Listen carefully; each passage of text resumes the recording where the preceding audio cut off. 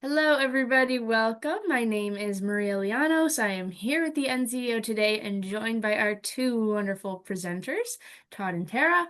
We are going to jump into our presentation here in just a minute, but while everybody gets settled, grabs a water, a coffee, maybe a pen, I'm going to go over some housekeeping things just to get everybody settled. So, first things first, we always thank our sponsors. We have weekly webinars almost every single Tuesday of the year, and they are the ones here with us presenting and putting out the content. So always shout out there. As for these webinars, they are free if you are an NCO member. But if you've got questions about your membership, the wonderful women at the membership team can help you sort out that. That information is here. Moving along. As for questions today, questions are great, love them, and please do not hesitate to ask them. I will ask if you look to the bottom of your Zoom screen, there's a Q&A feature. That is what we will have you use for our panelists today to be watching. They're going to try to answer those as they pop in, but please have patience as they work through their slides there too.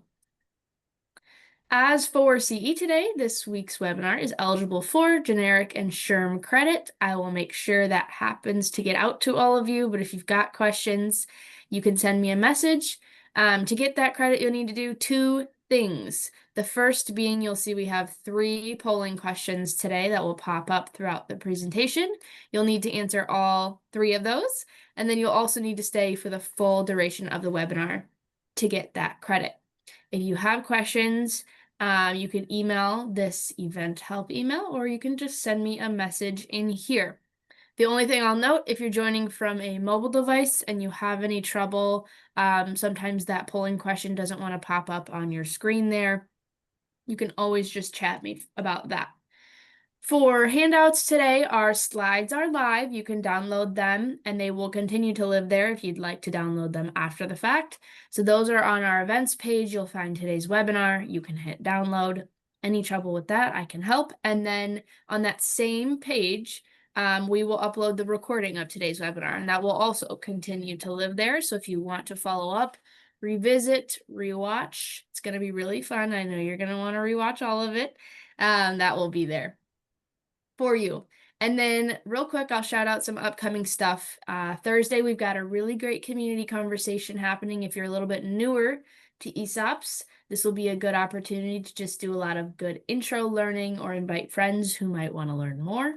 And then we have our conference coming up in April. We've got some stuff happening in between there too. You'll want to check out our events page. But our conference is our big one. We're going to be in Milwaukee at the beginning of April. A lot of great stuff cooking up there, so you'll want to be there. You can follow this website if you want to learn more, and I can answer questions if you have them. So I will pass it off to our presenters here. I'll be here ready to answer some questions, but for the most part, I'll let them take it away. Perfect. Thank you, Maria. Make sure I do this correctly. Are we good? Yep. Everyone see? Okay. So I'm Todd Johnson. As Maria said, I'm a principal at Strategic Talent Partners, run part of our leadership recruiting practice, which is ironically the topic of today's conversation, which laying the groundwork, evaluating leadership talent in your ESOP. And alongside me today, I have Tara Kuckkan, who's the HR manager at HM Cragg. Tara and my team have worked very closely together here over the course of the last 4.5, 5 years since Tara joined HM Cragg. And we'll get into HM Craig's ESOP backstory here momentarily. So a little bit about us at Strategic Talent Partners. We work with ESOP and privately held high growth companies, primarily working on the recruitment side of things to find, retain, and help in terms of the onboarding and ongoing development of that leadership talent. So we do retain search at all leadership levels from C-suite, some board search as well, and then anything from manager, supervisor up to VP. And I will turn it over to Tara to give a little bit of the backstory of HM Cragg and their ESOP journey. So HM Cragg was founded in 1968. We started out just selling batteries. It was Midwest Battery Sales or something like that was our original title. We were sold to another company, and then in 1998, our owner was going to retire, and he decided that he did not want us to be bought up and sold off by some big corporation. So he decided to sell the company to the employees. We did become fully 100% employee owned in 2003. Today, we design, sell, and install and service critical power and backup systems. So uninterruptible power systems, generators, batteries, DC power. And then we have another division that is our custom solutions group, which will tailor any of these systems to meet your unique needs. For example, we worked with the military to create custom energy solutions for like MASH units, mobile army surgical hospitals that have to be able to withstand extreme temperatures, that have to be able to power an entire hospital, but also have to be extremely portable. So we'll design a custom enclosure and way to connect them to each other in order to make that work. Currently, we are at 176 employee owners. When we became an ESOP in 1998, we had fewer than 30. So we've grown quite rapidly. In fact, when I started in 2001, we were at 80 some employees.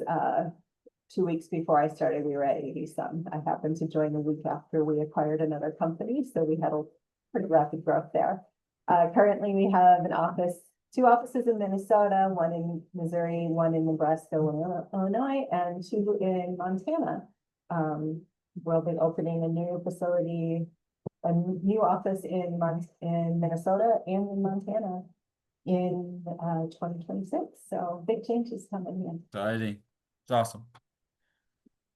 So transitioning out of kind of the backstory of our two organizations into kind of the topic for today, why leadership, hiring, why this matters, and how to think about it, in terms of 2025, the here and now, right? Within an ESOP environment, obviously the right leaders, the right people on the bus really help amplify that culture of what it means to be an employee-owned business, right? The leaders at the top foster that engagement, the accountability, and really provide opportunities for innovation across the organization.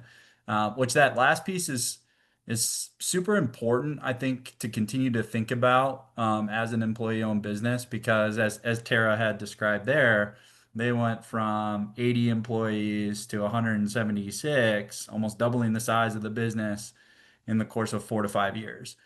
And you don't do that just overnight. There's a lot of innovation. There's a lot of critical decisions that have to be made in terms of those hires, and that starts with leadership, and where leadership wants to take the business. And as everybody knows that it is already an ESOP, you have to grow, both organically, but there's also opportunity for acquisition, which HM Cragg has explored, which we'll get into as well. Tara, I'll let you hit on that second one.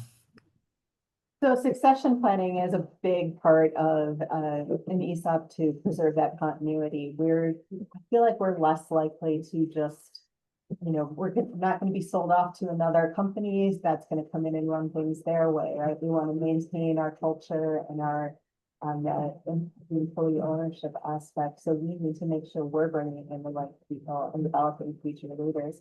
I think especially right now, that's very important, because what we're seeing if you work in HR at all, we're seeing this, that employees, especially younger employees right now who are individual contributors, don't necessarily want to become managers. I've been doing a lot of career development conversations in the past couple of months with people. We're trying to schedule one with every employee to find out what they want and where they go. And I can tell you, not one has said they want to be the next manager or lead their department. Everybody wants to be the best individual contributor, and nobody wants to be a manager. And that's super important. And like that last bullet says there, organizations need both, right? And an organization of your size and scope, that responsibility and accountability to being a manager isn't easy, right? But there's a lot of technical aspects to what you all do and what you all bring to market, which we'll talk about here momentarily of, okay, how do we think about it from a technical skill set and experience standpoint, but also then a leadership standpoint, and what's that right mix inside our organization to continue to be successful. And HM Cragg has done a really nice job. And I'll say Tara has kind of influenced this over the course of the last 3 to 4 years by starting to think a little bit outside the box, not completely, but a little bit outside the box in terms of what do we need from a technical skill standpoint, but also a leadership competency perspective to build the best leadership and management team. So we like to think of this is a strategic talent partner slide. We like to think of kind of growth leadership from an organizational standpoint in terms of these steps, right? Where is your organization at in terms of employee size, maybe revenue size? We use revenue or top line revenue as a measure here. Can be either, quite frankly. But really, where are you at from a business standpoint? How complicated is your org structure, org chart? You kind of at that foundational level, where that founder led or that entrepreneur who started the business may still be involved. Maybe they're the head of the board. Maybe they're still sitting in the CEO seat. Maybe they're still in multiple seats at that level. But then you quickly get into emerging, scaling, and enterprise. HM Cragg, which we'll get into, is an example of an enterprise business at this point in time. But they certainly When I went from, started, when yep, I exactly. started I was five just gonna years ago, say we were just in the scaling. they were just in So scaling, and prior to that, emerging as they became an ESOP. So you can really see how organizations grow in that structure and the different needs for leadership changes. So that transitions us to kind of polling who we have in the audience today. Maria. Everybody should see that come up on their screen. That's our first polling question of the day. This is just a gauge, so there's no right or wrong answer here, but where is your company today on its growth journey? As for how this will work today, I'll give everyone about a minute to answer or until we have pretty much everybody. But even if you're not looking for CE, this is just helpful for us to know who's here with us. And once these 100%. are done, I'll share out everybody's answers so we can all know who's here with us today.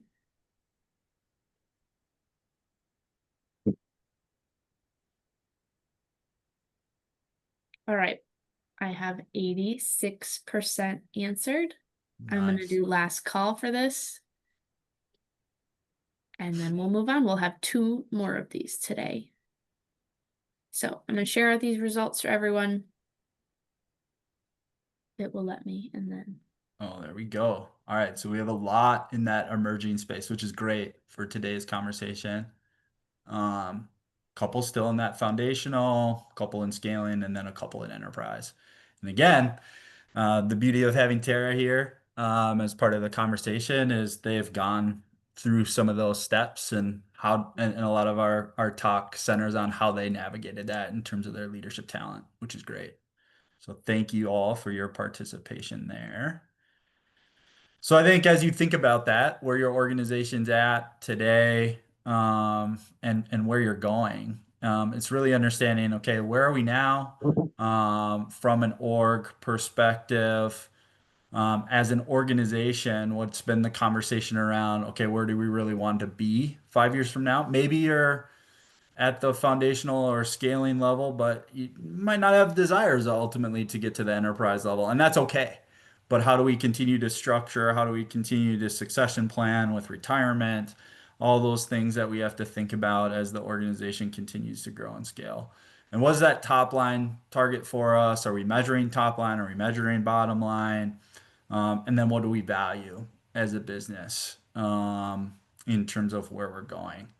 And this all plays into kind of that people plan, and hiring plan.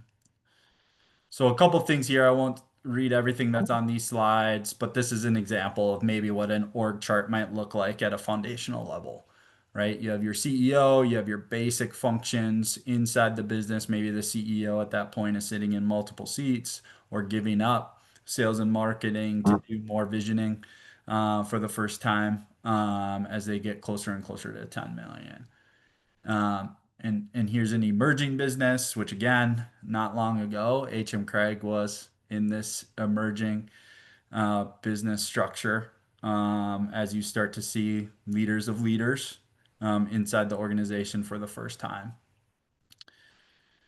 And then scaling, even more complex. We may have more operations divisions. We're going to service with some new product or innovation. We're doing different things from a marketing and sales standpoint that we've never done before. Our financials are becoming a little bit more critical in terms of, do we need a controller and a CFO? Do we need an accounting manager and a CFO? What does that really look like inside the organization? And then what do we need from a back office perspective to support that organization? Super critical to think about, how are we developing people from within and allowing them to thrive as individual contributors, but also what do we need at that leadership level? And then HM Cragg, right? How did they get to that enterprise? And here's kind of our case study today. And I'll let Tara speak to this slide. She kind of hinted at some of this early, but I'll let her speak to some of the growth that they've endured here over the last 20 years. So we've had quite a bit of growth, and a lot of that comes with our leadership. Our current CEO has been with us now for 13 years, so for most of this, and his vision was really a big part of why we've grown the way we have. We were fairly flat for a long time, even after we first became an ESOP, and just kind of taken off since then. So we really appreciate all his efforts. But when I started, he was still interviewing every candidate and reviewing every background check for every position that was hired. And that's just not sustainable as we continue to grow, right? Even during COVID, we did not decrease our size. We revenue a little bit, but it was still what everybody did. But we continue to grow into this day. And what goes along with it, that's not on there, is over the last 5 years, our stock price has gone up 25%, 25, 32, 37, and 25%. Those are our last 5 years. The stock price. Sign me up for that. Right? That's, I know, very valuable to ESOP and employees to know that with that growth comes that stock price. That stock increase, and it's been definitely some challenges that come with it, but it's been a really exciting thing to be a part of as well.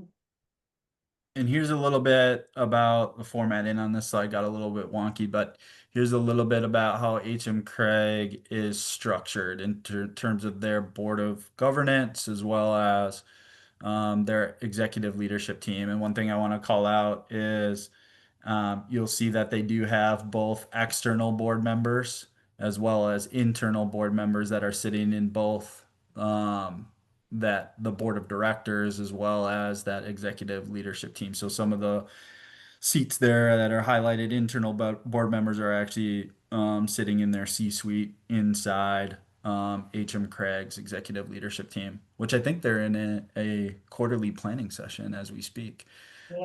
Quarterly So planning. Tara's taking a little bit of a outside break for us to sit in here. But here's how they're structured. Tara, anything to say to this in terms of kind of how you got to this point and changes, whether it's at the executive leadership team level or decisions around number of board seats or participants of internal/external board members?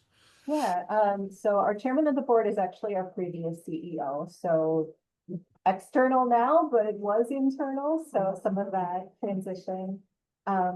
When I started, we had a CEO, sure, but we did not have any other C-suite.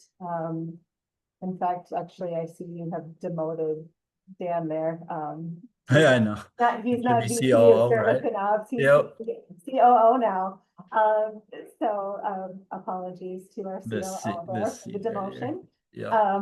But so during the 5 years I've been here, we saw our old VP of sales, semi-retired. He stayed on as a business development director, but he only works 15 hours a week and remotely from Arizona. So, but succession planning was a big part of that. As we announced his retirement, we also moved people up into those C-suite roles. So we We moved Dan up into from VP of Service and Ops to COO, and our CFO was our controller, and she moved into the CFO role. And we promoted our accounting manager to controller, and hired a new accounting manager. So there's been a lot of that internal movement, but also needing to backfill some of that.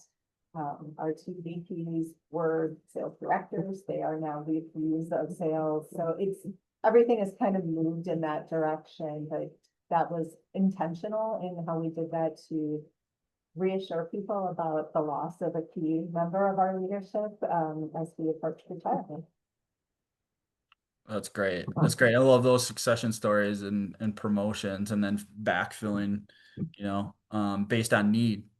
Specifically, I know that's been a big part of that CFO into controller into now accounting manager, which has been a great story. And we'll hit on kind of the why. From a leadership and governance alignment, I'm curious, Tara, how does HM Cragg kind of ensure that alignment between the board of directors, the executive leadership team, and then the employee owner base, right? The rest of the employees. More specifically, kind of how do you handle that communications on whether it's strategic decisions or keeping everybody informed in terms of where the organization's going, tied to kind of their employee ownership interests? So I'm sure like a lot of ESOP companies, we try to keep have open book management and, be real transparent with the employee owners about what's going on at a higher level. We do have a monthly, business review call. We used to call it financial call, and now it's the business review call because we realize we talk about a lot more than just our finances in those calls. So we have that monthly call that all employees are able to attend, and not just able to, but invited, encouraged. We try not to schedule any conflicts with that. We want everybody to be involved. Even our field technicians, everything is on Teams, so they can call in and sit in their truck at the job site and attend that meeting. We encourage that. We do also post it on our internal SharePoint so that everybody can go back and watch it if they're not able to attend live. The board of directors is there to advise, of course, our leadership team, but our leadership team is really responsible for the strategic vision and the day-to-day operations. And they have an open door policy. Everybody in the company can stop in at any of the leadership team offices and ask them a question, give them feedback, give them suggestions. Our CEO, Tony, you'll hear me speak very highly of him throughout the presentation today. He's wonderful to work with. But he sits across the hall from me, and I cannot tell you how many times throughout the day I'll hear somebody stop in his office and say, "Hey, do you have a second? Can I talk to you?" And he will stop what he's doing and say, "For you, anything." And he will stop what he's doing. He will put everything aside. He'll give you his full attention from every position within the company. And it just really creates a great culture. And people feel like they're part of everything. Love that. Love that. And then the second part, I know it's real time right now, some of the things that are working on here, but if you're willing, what strategies are in place or about to be in place in terms of continuing to identify, develop, and prepare future leaders that are needed at that manager and director level? So not to jump on. Oh, I'm sorry. Apparently people are having a hard time hearing me. So let me answer this question, and then I'll mess around with my audio. But what strategies are in place? Sorry, I had to reset for a second. That's all right. We are working right now with strategic talent partners to develop and put in place our standard of leadership excellence. And not to jump ahead on TJ here, but you'll see some of those things coming up. And we'll talk more about it in a few slides.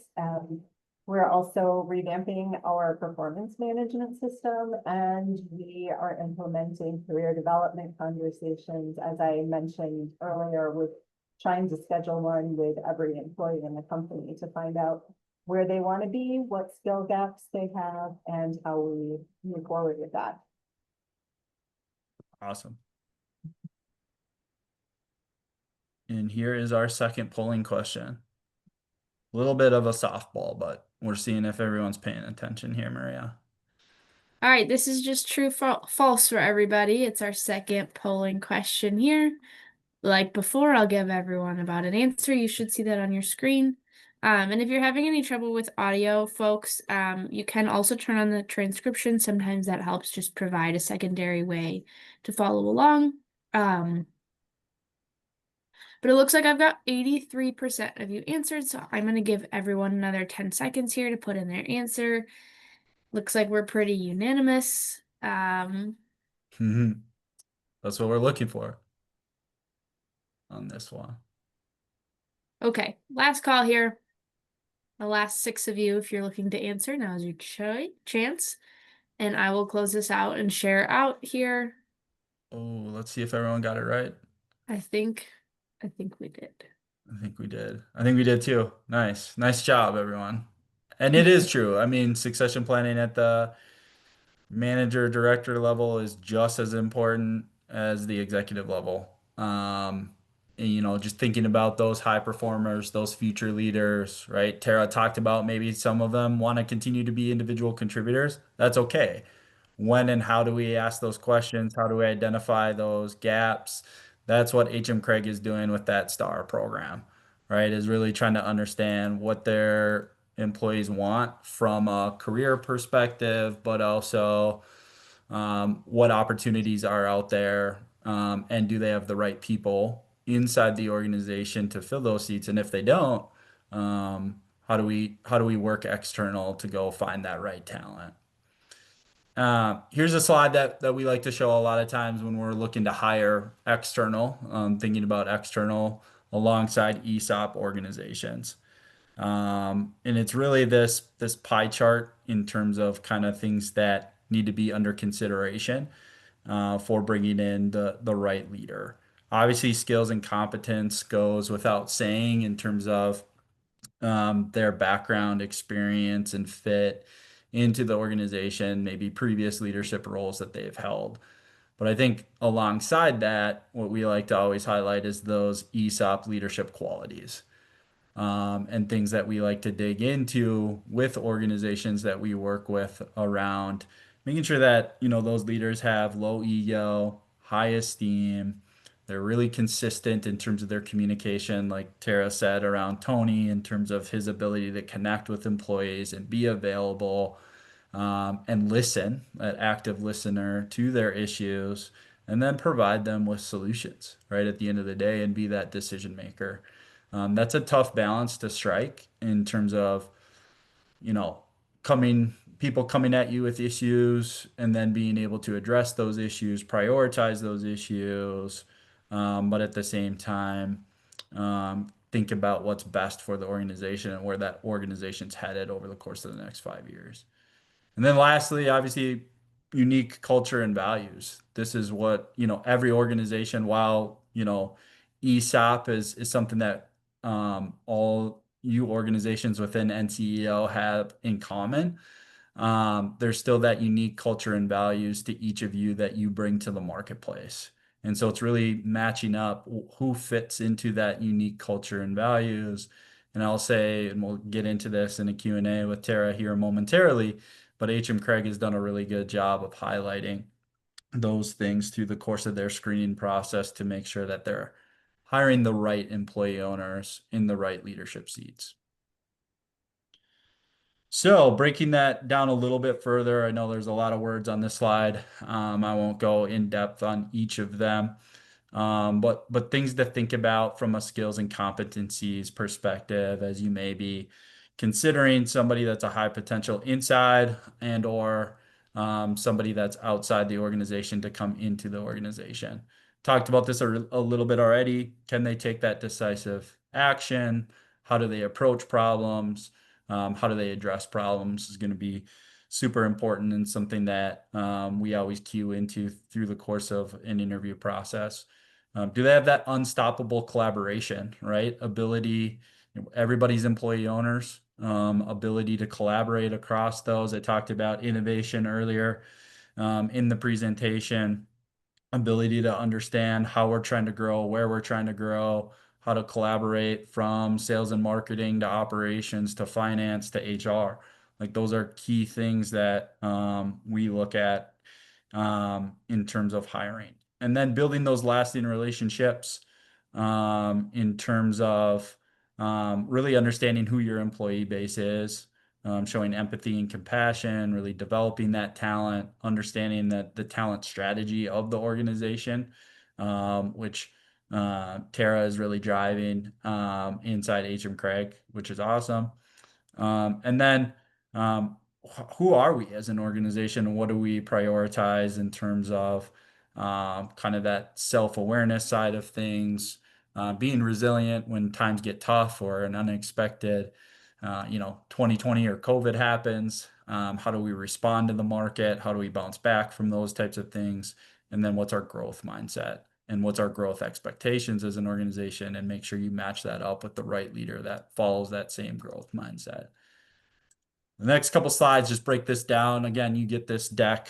I won't go too deep into these things. It's just what I was just talking about, but really why this is important in terms of the hiring process, in terms of taking decisive action in this case, and what do those skills really look like, right? And you can kind of see it there in terms of whether you're a service-based organization, manufacturing production, a distributor, how do these skills show up on a day-to-day basis is what we're trying to get you to think about here. And then same with unstoppable collaboration, some of the sub bullets there. I think ability to manage conflict and provide coaching and feedback is something that's critically important. And that's what HM Cragg is doing with their STAR program, in terms of really getting and understanding how the individuals operate, how they tick, but also being very transparent on the coaching and feedback side of things in terms of where they can develop, and how they can. TJ, we haven't talked about that yet. Nobody knows what the star profile Oh, I is thought yet. you said it earlier. I didn't mention I it. thought you No. mentioned it. My fault. Well, we'll talk about We'll it here get to that. momentarily. We'll get to it. Teaser. And then building lasting relationships. Again, just things to think about as you're potentially considering a promotion or hiring externally. And then lastly, those sustainable skills. Again, you'll get these slides, a lot of words on these slides, but things for you to think about as you approach your interview process and vetting process. So now we'll probably get to that topic of conversation. But Tara, Yes. I'm curious at HM Cragg, how do you incorporate these competencies into your leadership interview process and selecting your next leaders? Yeah. So every candidate that interviews with us interviews with at least 3 people. So the hiring manager, their next line supervisor, and then somebody who would be cross-functional with them. And that we figured the manager is really looking at those technical qualifications. The next level manager is going to be looking at a little bit bigger picture, and the cross-functional is really going to be looking more at some of the outside qualities, and sometimes that person's me doing that interview, and sometimes it's not at all. We're hiring a sales manager and we might have a customer service person as the third interviewer because they'd be working in that close role. So that comes into it. We also, as a company, have made a commitment to not just taking the most qualified field technician and making them the manager of people. That is something that needs to. What we found is that we were setting people up for failure that way. It's a very different skill set. I've heard it said before that you rise to the level of your incompetence. You'll get promoted as high as you can until you can't do the job anymore, and then you get fired and you start over again. And we'd much rather have people be successful. So we made a commitment that, hey, as we're hiring people managers, it doesn't matter as much to us if they know all the technical details. We have people to fix the generators, right? But when we were hiring a service manager for our generator technicians, we wanted somebody who can actually manage the people, be a support system for them, help coach and coach and develop them, provide that support that they need, and hold them accountable as well. So when we were interviewing for that role, we said minimum qualification was they needed to be able to spell generator. And the person we hired will tell you he got most of the letters correct. So that's how he got the job. But you know what? He has done a great job gaining the respect of his team and being supportive of them and getting them the resources they need to do their job successfully. He still can't fix a generator, but that's okay. He doesn't need to do that.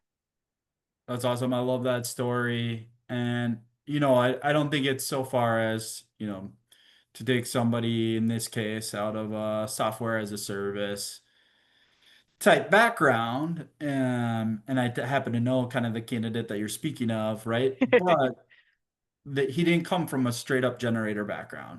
But did he No, know how to deploy people out in the field? Did he know how to manage people out in the field? Those were some of the things from a qualification perspective that were right. taken under consideration versus like Tara said, I can take apart a generator. I can do the training program on. No, they have people already that are in line to really do the technical side, and he is leading leaders out in the field. And I think that's super important to understand as you go through that growth journey of your business, how that changes and evolves from maybe when you're a foundational business and it's all hands on deck to an enterprise business and some of the differences that you can think about. Um, the last bullet there, Tara, Yeah. how do you ensure consistency across interviews? Like you said, there's multiple parties involved Hmm. in the interview process. How do you ensure that the right questions are being asked at the right time and appropriately, but also if you have three or four candidates that are interviewing, not saying that all the conversation has to look exactly the same, and it No. won't, but from HM Cragg side of things, consistency around questioning should be similar, right? Yeah, so we have a couple of ways that we do this. One, few years ago now, I developed an internal training system for manager training program, and it has 10 different modules. One of them is around interviewing and hiring.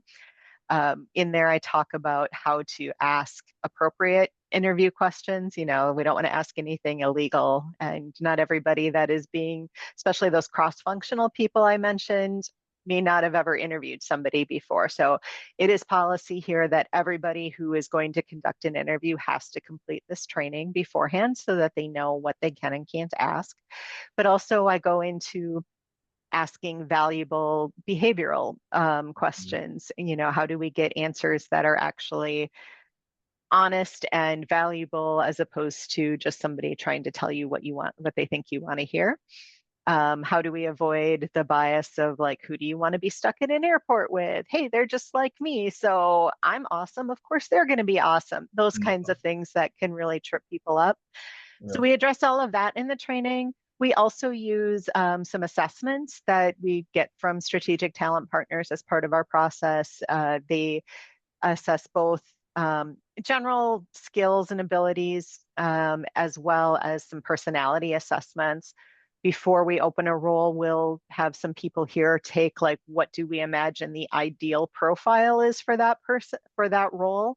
Yep. And then people take the profile, we can see the results.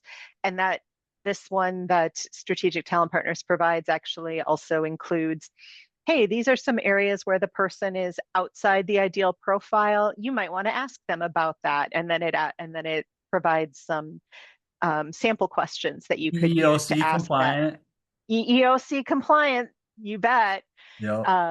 But it does, it's tested and validated and all those things that are important from an HR perspective. But it's nice that it provides some like, oh, this is something you might want to ask about. It's certainly not Exactly. a knockout test or anything Nope. like that, but it can help guide the interviews.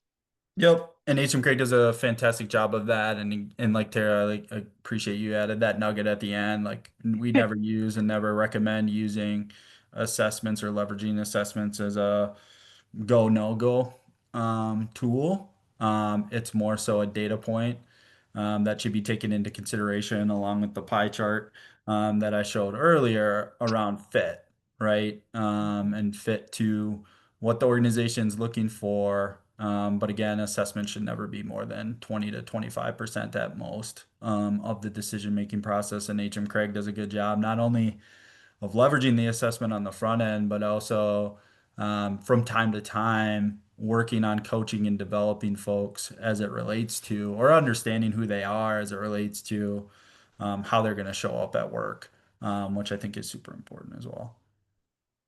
Um, Did you have something to add? nope, go for it. Okay. And then transitioning to unique values and culture. These are things just inside an ESOP that we always try to look for and help.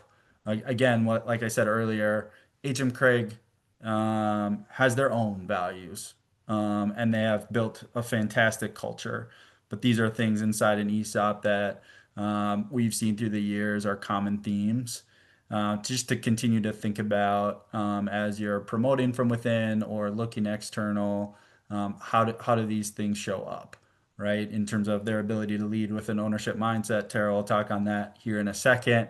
Kind of that culture of trust and transparency because you're all employee owners, the communication, the cadence, like we said before, in terms of how do the frontline employees be informed and what does that cadence look like and how does their individual leader continue to support the executive leadership team if that structure exists, I think is super important. And then growing the people in the enterprise from an organizational holistic standpoint, are they invested in the development of that talent underneath them? And then we talked about this a little bit in terms of the interviewing process, but under empowering shared success, collaborating across roles and levels, I think that's super important.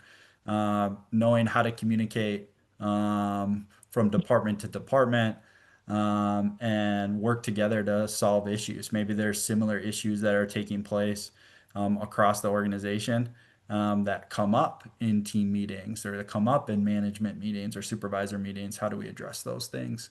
Those are things to continue to think about as you're screening folks and or thinking about questions that might lead you down the path of the right leadership talent. So transitioning back to HM Cragg, I love this, and I'm anticipating Tara's response to this because I've heard her speak on it before. But how does HM Cragg kind of assess whether a candidate has an ownership mindset, Tara? So honestly, I don't think having an ownership mindset is that important at the interview Love it. stage. Yeah. And that's because if you've never been part of an employee-owned company before, it's not necessarily something you will have experienced or that's been important in your career before. What I do look for are some not a red flag, but a green flag, right? There are some green flags I look for.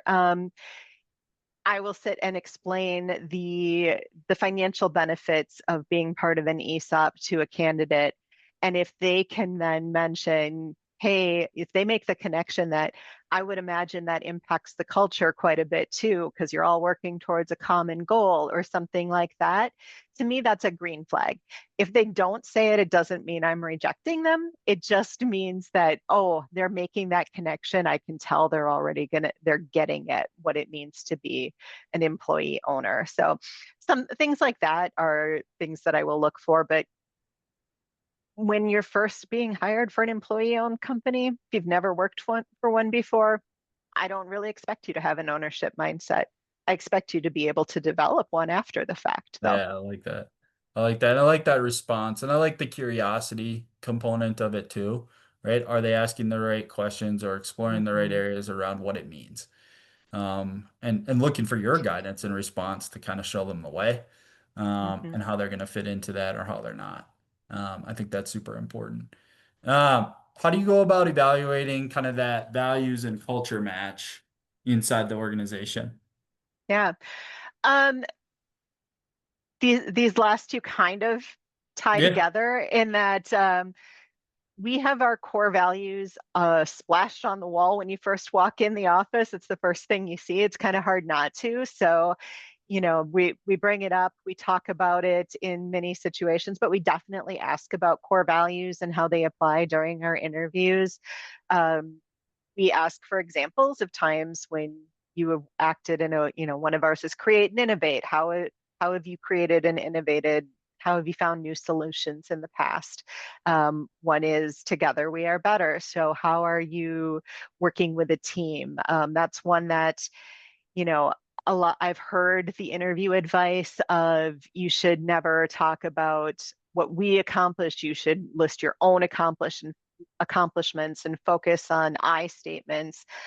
I disagree. I'm looking for people who are about building up the team. So if they come in and say, and I ask you, what did you accomplish in your last job? And they talk about how our team did all of this. That's something I'm looking for as a culture match for our company. Mhm. The other thing, I actually don't like the term culture match. If you're just trying to match culture, you're never going to grow and expand. I look for a culture add. So I want to look at a candidate and say, what are they going to bring to our organization? How are they going to make our culture better? What are they going to add to our culture rather than will they just fit in? Because Well, HM Cragg, I will tell you, has diversification of been, thought, right? yes, yes. We have been, when I started, it was like me and 60 middle-aged white men. Over time, we have naturally diversified. We're It's a very different look to the company now, but it definitely, most of our new employees came from employee referrals, and employee referrals are great, but if you're going to refer somebody who's just like you, so then Yep. it doesn't change and grow.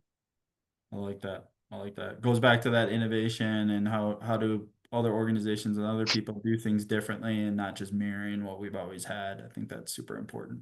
And you're going to get that Absolutely. naturally. I mean, you guys have, or you all have through acquisitions and bringing those cultures in to HM Craig's core mission. I know has been not necessarily a challenge, but something that you have to really attack and think about too as you've brought in organizations in Missouri and then subsequently in Montana. So that's been super important too. And I know that goes into the vetting process of are we going to acquire this business and do they fit who we are? So um, Absolutely. I good will with tell you, the culture in Montana is very different than the culture in Minneapolis, 100%. 100%. but we make it work. Good. Here's our third polling question. Okay, everybody, you should see that third and final polling question on your screen. It reads, when promoting or hiring leaders in an ESOP, which factor is the biggest challenge for your organization? I also saw a pretty good question come in through the chat there. While we're waiting, I will remind everyone we're in our last 10 minutes of the webinar. So if you've got questions, now's a really good time to throw them over and give our presenters a few minutes as they wrap up here. I have 62% of you answered. I'll wait for a few more. And if your answer isn't in here reflected in the four choices, feel free to throw a free answer in the chat and let us know what is the biggest challenge. All right, 10 more seconds here. Perfect. Last Tara's on it. call. You need like Jeopardy music or something playing. I know. Uh, Okay, closing this out and I'll share out so everybody else can see too. cool.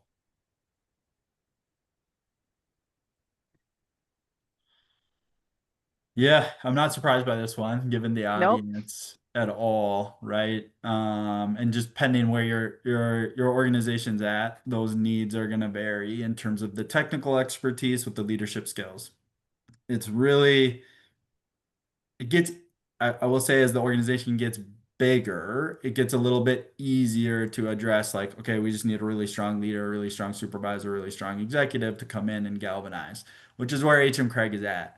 when you're in those foundational and emerging and those types of things, you need to lean into those people and they have to probably wear multiple hats, right? And so that's where developing those leadership skills on a regular basis, providing coaching and feedback, really understanding what it means to be a leader. And then ultimately, if there is a gap, you have to address it, right? Because some people just aren't set out to lead other folks, right? And there's different parameters and different things that you can put into place to really continue to assess those types of skills. But that doesn't surprise Yeah. me that that was the number one thing is balancing that technical expertise with leadership skills. Um, No. so, Tara, do you want to address the question that was in the chat real quick? Yeah, so we had a question in the chat, which is what is your strategy to help someone struggling to develop an ownership mindset? This has been a pitfall for us when staff in leadership roles struggle to understand our culture. Um, you're asking, from what I understand, you're asking specifically about leaders struggling to understand that ownership mindset. I think part of it comes from we have that standard of leadership excellence that is the things that TJ shared a couple slides earlier, right? So that is something that we as an organization have committed to. We did do some edits. We spent some time going through and picking the ones that were most important to us. We didn't use all of those exact ones that TJ laid out. Hmm. And we added a couple that were specific to us. But that helps us make sure that we're hiring somebody who has that potential to develop that ownership mindset. The unstoppable collaboration one is big for us. We definitely are a very collaborative company. We have a hierarchy, but we are not a hierarchy, is what I like to say to people. Hmm. Um, so, but to help someone develop, we have a few things that we do to help really at all levels develop their ownership mindset.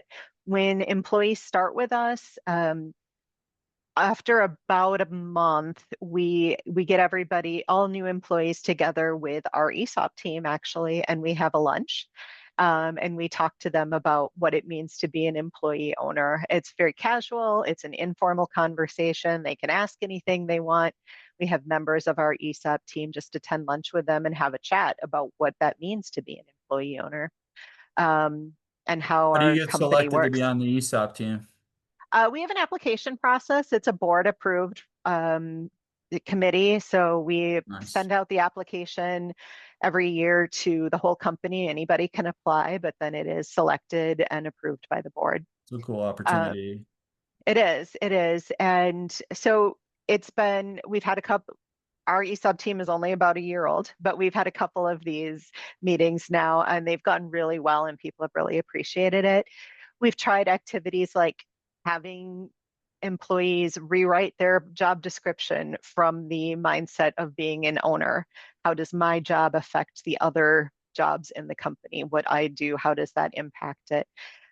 Even yeah, one of our members of our ESOP committee is a technician, and he said that he feels like people don't treat the equipment in the field very well because what does it matter to them? It's not my Hmm. equipment, it's the company's equipment. So he designed stickers to go on all of the equipment with a reminder that this is yours. And you'll note up in the corner of my screen, there's a little like looks like Moses kind of guy. That's Edgar Aesop. He is our mascot. So the stickers have Edgar on them as well. And it just things to remind people that we are owners and that the things that you're using are yours in a very real sense. So there's a lot more we could talk about, but that's a whole Yeah, other it could be a presentation. webinar in it. I was gonna say that should be a webinar in itself, as we get into kind of future conversations. But yeah, I really like that ESOP component in terms of the education, especially early and often. And I think that's open even beyond new hires, right? To anybody that would want to attend. And I think just continuing Yeah. to keep those doors open, but also in your regular reviews and those types of things, continuing to reinforce what that means. And that Yes. comes through by way of values as well. Uh, So real quick, getting back to the presentation, because I know we're going to be short on time here. Um, Tara talked Speed it about up. this earlier, and I think one of the things that's super important is understanding, okay, who's going to be involved. If there's a leadership opportunity in finance and administration, um, who do we identify as a participant in that interview or in that selection process? Like Tara had illustrated, they have three, I think is what you Mhm. said, participants. And it's typically kind of the key decision maker, but also one or two others, potentially including HR, sometimes not. But it's who, my recommendation is who interacts with this department the most, right? But we're not making that decision in a silo. So the CFO isn't solely responsible for hiring their future controller or their backfill for the controller. They'll play a part in it, but also who do we include? Do we include the CEO in those things? We're trying to include Tony and HM Cragg in less interviewing, and Tara's been successful in that. Do we include ops? Do we include sales and marketing? So this slide just illustrates making sure that we think about the org chart and some of those decisions holistically and who should really be on those, for a lack of a better term, or some terms that I've heard people use, search committees. So really, this is kind of your key takeaway in terms of thinking, okay, if I have to make a hire or I have to um, think internal versus external or both, putting candidates through the same process is super important. How do we create that plan? What does that plan look like? So here's just some nuggets on how to go about that, and things to think about as you create that plan.